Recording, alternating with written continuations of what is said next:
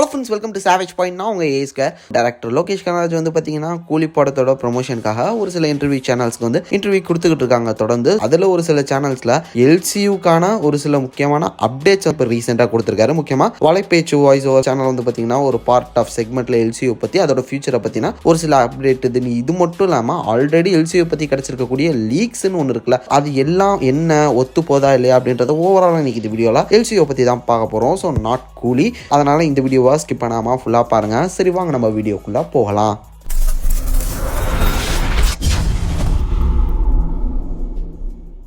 இப்போ அடுத்து எல்சியூவில் வரக்கூடிய நெக்ஸ்ட் இன்ஸ்டால்மெண்ட் வந்து பார்த்தீங்கன்னா பென்ஸ், அதை வந்து டேரக்டர் லோகேஷ் கனராஜே கன்ஃபார்ம் பண்ணிட்டாரு. கைதிக்கு முன்னாடி வரக்கூடிய படமாக தான் பென்ஸ் இருக்க போகுது. ஏற்கனவே அந்த படத்தோட ஷூட்டிங் ஒர்க்லாம் போய்கிட்டு இருக்கு. ஸோ அந்த படம் வந்து கிட்டத்தட்ட பாதி முடிஞ்சிருச்சு. படத்தோட ஃபுல் ஷூட்டிங் முடிச்சு இது ஃபுல்லாக எடிட்லாம் முடிச்சதுக்கப்புறம் நான் பார்க்கலான் இருக்கேன், இன்னும் நான் பார்க்கல அப்படின்னு சொல்லிட்டு லோகேஷ் கனராஜ் சொல்லியிருக்காரு. இதன் காரணமாக அந்த ஓவரால் ஃபிலிம் வந்து பார்த்தீங்கன்னா டெஃபினட்டாக இந்த இயரோட எண்டுக்குள்ளே முடிஞ்சிடும். படம் நெக்ஸ்ட் இயர் ரிலீஸ்க்கு ரெடி ஆயிரும். அந்த டைமில் கரெக்டாக நெக்ஸ்ட் இயர் எண்டுக்குள்ள கைதி 2 படமும் ரிலீஸ்க்கு ரெடி ஆயிரும், ஷூட்டிங்லாம் முடிஞ்சு. ஏன்னா நெக்ஸ்ட் இயர் ஸ்டார்ட்ல இந்த இயரோட எண்ட்ல வந்து பாத்தீங்கன்னா கைதி 2ஓட ஷூட்டிங் போறாங்க. இதுக்கிடையில டைரக்டர் லோகேஷ் கனராஜ் வந்து அருண் மாதேஸ்வரன் அவரோட டைரக்ஷன்ல ஒரு படம் வந்து இவர் ஹீரோவா நடிக்கிறாரு. அந்த ஒரு படத்துக்கான ஒரு சின்ன கேப் இருக்கு. மேபி இந்த இயர் எண்டுக்குள்ள அந்த ஒரு படத்துல இவர் நடிச்சு முடிச்சுட்டு இந்த ஒரு டைரக்ஷனுக்குள்ள அவர் போக வாய்ப்பு இருக்கு. அதனால கைதி 2ஓட ஷூட்டிங் இந்த இயரோட எண்ட் ஆர் நெக்ஸ்ட் இயர் ஸ்டார்டிங்ல படத்தோட ஷூட்டிங் ஸ்டார்ட் ஆகிறதுக்கான வாய்ப்புகள் இருக்கு. அப்படி பார்க்கும்போது பென்ஸ் தான் எல்சியூவில் வரக்கூடிய அப்கமிங் மெயின் மூவியே. ஒரு மெயின் ஸ்ட்ரீம் ஃபிலிம். அது மட்டும் இல்லாமல் எல்சியூவில் இருக்கக்கூடிய கேரக்டர்ஸ் டெஃபினட்டாக இந்த படத்தில் வருவாங்க. இந்த கதையுமே அதோட தான் போக போகுது.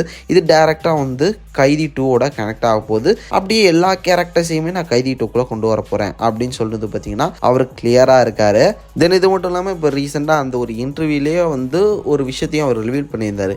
ஏன் எல்சியூ வந்து இப்போ பெருசாக அப்படியே தொடர்ந்து அதுக்கு அடுத்து ப்ராஜெக்ட்ஸ்ன்னு சொல்லிட்டு என்னால் கொண்டு வர முடியல, ஏன் அதை வந்து ஒரு ஸ்டாண்டர்டைஸ்டாக அதை வந்து என்னால் கொண்டு வர முடியல அப்படின்றதுக்கான ஒரு விஷயத்தை வந்து கிளியர் பண்ணியிருப்பாரு. லைக் இப்போ மார்வல் சினிமேட்டிக் யூனிவர்ஸ்னு சொல்லிட்டு ஒரு யூனிவர்ஸ் வந்து ப்ராப்பராக பில்ட் ஆகிறதுக்கே ஒரு 32 படம் தேவைப்படுது. அப்படி பார்க்கும்போது இதில் ஒரு 2-3 படம் தான் வந்திருக்கு. இதனால் இதை அப்படியே கொண்டு போகணும்னா இதுக்கு வந்து ப்ராஜெக்ட்ஸ் வேணும், அதுக்கு நான் ஸ்டோரி லைன் வேணும், எனக்கு அதுக்கு டைம் வேணும் இப்படின்னு சொல்லிட்டு அவர் அதை சொல்லும் போது இப்போ தான் நான் அதோட ஒரு நியூ ட்ரை ஒன்று பண்ணியிருக்கேன். ஒரு புதுசாக ஒரு விஷயத்தை ஸ்டார்ட் பண்ணி இது எந்த அளவு நம்ம ஒரு ஆடியன்ஸ் வந்து ரிசீவ் பண்ண போகிறாங்கன்றது பார்க்கறதுக்காக ஒரு எக்ஸ்பெரிமெண்ட் பண்ணியிருக்கோம். லைக் என்னன்னா, கதை என்னோடது, அது எல்சியூவில் கனெக்ட் ஆக போகுது. இதை வந்து வேற ஒரு டைரக்டர் அவரோட ஸ்டைலை டைரக்ட் பண்ணி அந்த ஒரு வெர்ஷன் ஆஃப் எல்சியூ ஃபிலிம் வந்ததுன்னா அது எப்படி ஆடியன்ஸ் ரிசீவ் பண்ணிக்கிறாங்க, நான் எல்சியூ கண்டென்ட் எடுத்தால் மட்டும்தான் அது ஆடியன்ஸ் வந்து என்ஜாய் பண்ணுறாங்களா, இல்லை அதுக்கு தொடர்பாக இருக்கக்கூடிய ப்ராஜெக்ட்ஸ் மற்ற டேரக்டர்ஸ் அவங்களோட ஸ்டைலை டைரக்ட் பண்ணாலும் அது வந்து அவங்களுக்கு ரிசீவ் ஆகுதா, கன்வே ஆகுதா அப்படின்றத செக் பண்ணுறதுக்காக தான் பென்ஸ் வருது. அது ஒருவேளை ஒரு நல்ல ஒரு பாசிட்டிவ் சைன் வந்து ஆடியன்ஸ் மத்தியில் அந்த ஒரு படத்துக்கு கிடைச்சதுன்னா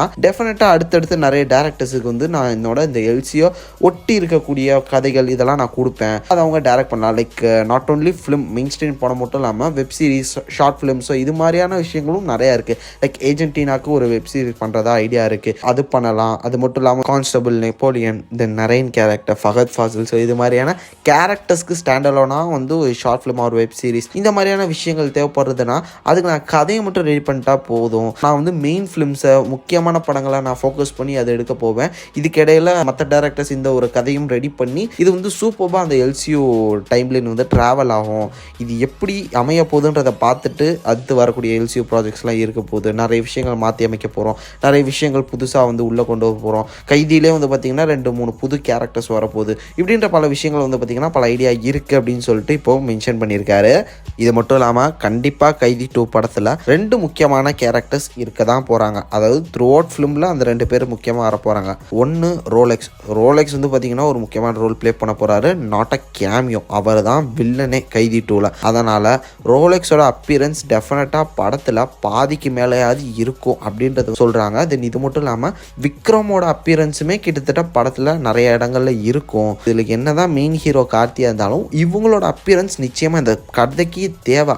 அடுத்து வரக்கூடிய விக்ரம் படத்துக்கு ஒரு பெரிய லீடாக இருக்கணுன்றனால இந்த படத்தில் இந்த கேரக்டர்ஸோட இன்வால்மெண்ட் ஜாஸ்தியாக இருந்தால் தான் அது செட் ஆகும் அப்படின்ற காரணத்துக்காக கண்டிப்பாக கண்டிப்பாக இதில் இருக்க போகுது அப்படின்னு சொல்கிறாங்க. தென் இது மட்டும் இல்லாமல் பென்ஸோட கிராஸ் ஓவர் லியோவில் இருக்கக்கூடிய ஏதாவது ஒரு சில கேரக்டர்ஸ் வரலாம், லியோவே கொண்டு வருவாங்கன்றது அதுக்கு அடுத்த கட்ட பேச்சுவார்த்தை அப்படின்னு சொல்லலாம். அது வந்து நெக்ஸ்ட் இயர் பேசிக்கலாம். அதை பற்றி ஃபர்தராக ஷூட்டிங்லாம் ஸ்டார்ட் ஆனதுக்கப்புறம் அடுத்த வருஷம் எலெக்ஷன்லாம் முடிஞ்சதுக்கப்புறம் இதை பற்றி நம்ம அப்புறம் பேசிக்கலாம். ஆனால் லியோ இல்லைனாலும் லியோ வேர்ல்டில் இருக்கக்கூடிய ஏதாவது கேரக்டர்ஸை இவர் யூஸ் பண்ணிக்கலாம். இது மாதிரியான ஒரு சில விஷயங்கள், ஒரு சில ப்ளஸ் பாயிண்ட்ஸ்லாம் இருக்குது. அவரே சொல்லியிருக்காரு, லியோவை நான் கொண்டு வரணும் இல்லை, லியோ இருக்கிற அந்த ப்ரெசன்ஸை காமிச்சாலே அந்த இடத்துல கைத்தட்டல் வந்துடும் அப்படின்னு சொல்லியிருக்காரு. இது மாதிரியான ஏதாவது ஒரு சில ப்ளே பண்ணவும் சான்சஸ் இருக்குது. இப்போ கூலி படம் ரிலீஸ் ஆனதுக்கப்புறம் ஃபர்தராக இந்த படங்களுக்கான இந்த யூனிவர்ஸ்க்கான அப்டேட்ஸ் தொடர்ந்து வரும் அப்படின்னு சொல்லிட்டு நம்ம எதிர்பார்க்கலாம், வெயிட் பண்ணுவோம். நீங்கள் என்ன நினைக்கிறீங்க? உங்களோட தாட்ஸ் அண்ட் வியூஸ் என்ன? இன்னும் அந்த எல்சியூ அப்படின்னு சொல்லக்கூடிய அந்த ஒரு யூனிவர்ஸ் ஒரு ஆன்டிசிபேட்டடான ஒரு யூனிவர்ஸாக தான் இருக்கா? அது மேலே ஒரு பெரிய எதிர்பார்ப்பு உங்களுக்கு இருக்கா? உங்களோட தாட்ஸ் அண்ட் வியூஸாக கமெண்ட் செக்ஷனில் மென்ஷன் பண்ணுங்கள்.